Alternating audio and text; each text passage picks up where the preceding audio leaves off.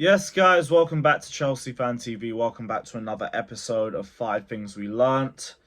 Didn't really learn anything, but cool. Let's just do 5 talking points or something. I don't know. We are throwing away the easiest opportunity that we have at a cup right now, all because of the incompetencies of this manager.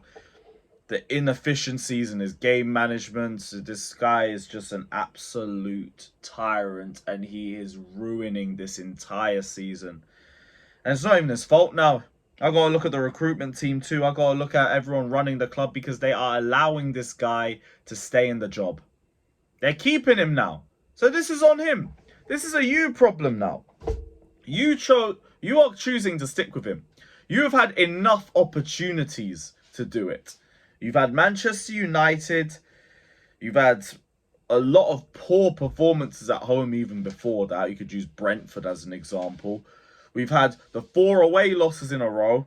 And you've still backed him. And now we have this. 1-0 down to a mid-table Middlesbrough side. Never really looked like we deserved to win in the first place. That's the craziest part. Middlesbrough, fair play to Michael Carrick. He set up the team very well.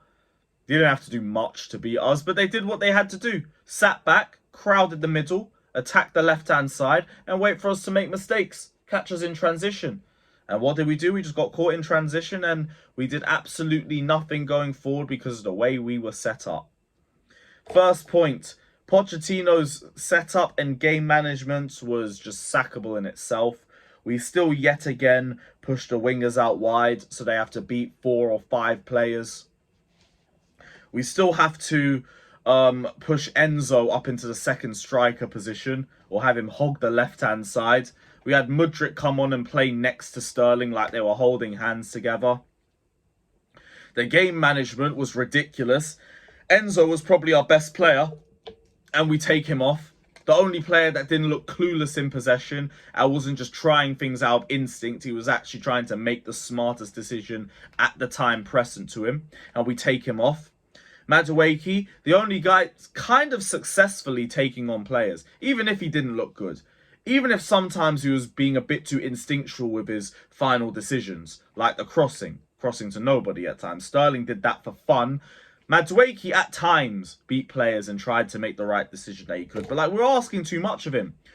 Push him out wide and have him run through the entire left side before maybe he'll get a chance to go at the goalkeeper. You're asking him to fail. Same thing with Sterling, to be fair, but Sterling was just even worse. Even worse. Invisible for periods. And he didn't have the decision-making that I think Enzo was having in that game. Where I say Enzo was smarter with his decisions on the ball, Sterling was not. Sterling was trying to cross to nobody. Sterling was running into shadows and all that crap. This is a typical bad Sterling performance that we've seen enough times in the last 18 months. But Pochettino, him himself, set us up to fail again. We have Levi Colwill getting ripped by a championship winger.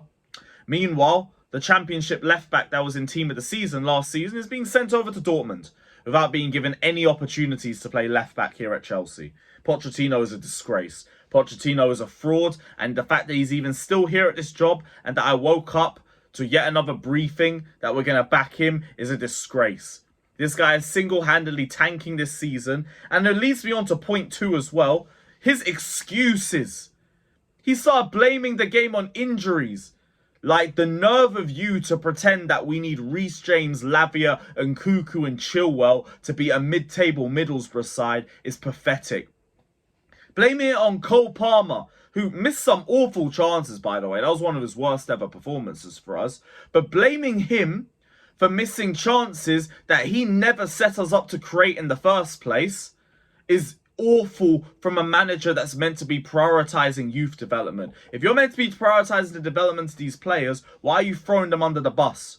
Why are we talking about all the chances that we missed in the first half of the season like your game management isn't an even bigger reason why we are so low in the table? Why we constantly underwhelm? Why your game management is the reason why we never end the league game losing at half time, but we seem to lose a lot in the second half? Why is that? Mr. Game Management, Mr. Tactical Nous, my back foot. This guy is holding this football club back. And the owners are now enabling it so they can hold the smoke too, as far as I'm concerned. You can't deflect it from it. I've been saying in the past, the owners aren't my primary problem because of the guy who's running the club. No, the guy who's running the squad, because he's running the squad into the ground. Now there's been enough opportunities for you to get rid of him. Man United was the perfect opportunity to do it, and you didn't do it. You've had a month since then, and we still haven't acted. Now it's not good enough. Now it's not good enough. The guy should be gone already. Third point, Cole Palmer, poor. Absolutely poor. But him at false nine, we did learn this. It only really works against a team that isn't sitting back. When you do it against Arsenal and they're playing a little bit forward and they're actually attacking you when you're in possession, you have opportunities, you have more space, you can create chances and opportunities. Palmer looked lost there, and to be honest, we could have dealt with him a little bit deeper out in the pitch. It is what it is. We weren't really against Palmer going up top over Broja. We moved. We learnt that. I'm not even really that annoyed at Poch over it, but awful performance from him. Didn't look as composed and as calm as usual. His finishing was terrible. His finishing was just straight terrible. First chance, he should have at least put on target. The second one's basically miss of the season. The third one is probably the best one he's taken out of the lot, but still, after the first two, you got to be taking that a lot better. Got to be taking it a lot better.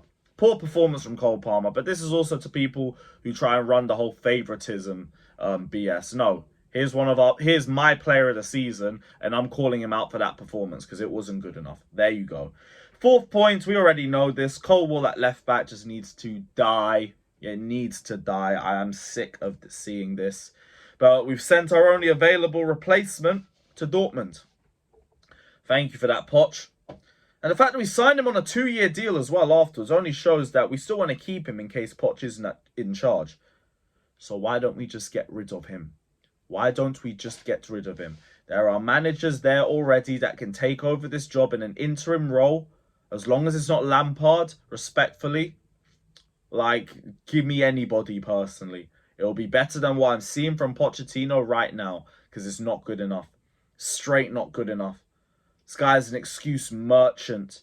Man blamed on injuries. Like Middlesbrough didn't have 14 injuries. 2 more in the first half. And still beat us. And they're a championship side in mid-table. They are a point above the Preston team we just beat 4-0. And now I've got to look to Fulham. Your last point. The West London derby. Oh, he had better win. And if he doesn't win, he had better be sacked. Because how long is this going to take? The owners were protected Potter for too long. So by the time we got rid of him, the season was already tanked. Are we going to do the same thing with Poch? After the second leg, there is what? A 2-day gap before we play Aston Villa? So if we potentially get knocked out in that game, are we going to wait till the Aston Villa game? Because there won't be any time in between to bed in the manager and even get the team to understand his style of play before then. So what's the plan? Get knocked out of both cups and then sack him? Like, your time to act is now. The time to act is now. You need to get rid of him. He should have already been gone. The fact that we're not doing it just says a lot. Just says a lot. But yeah, big up to everybody that's locked in. Hit the like button, subscribe, all of that. Pray for this football club. Up the Chelsea.